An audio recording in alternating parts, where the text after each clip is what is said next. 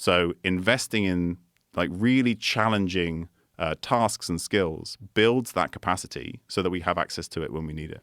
What is the function and like what is the effect on the brain when you learn a new skill, like sucking at something, which I always tell people is one of the best things you can do. 100%. A lot of people don't enjoy it because their ego, they don't like being frustrated that they're terrible at something, but there's something about not being good at something and dedicating yourself to it and seeing market improvement that stimulates all sorts of areas of your mind, which I find really interesting. So most people don't realize that the process of learning, which in itself is like the core process of neuroplasticity, right? The brain making new connections and cementing new connections. That whole process is driven by failure, essentially, and making mistakes.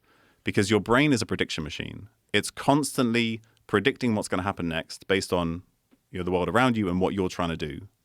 And so imagine that you're trying to do some kind of new move in jiu-jitsu or something, and you have no idea how to do it.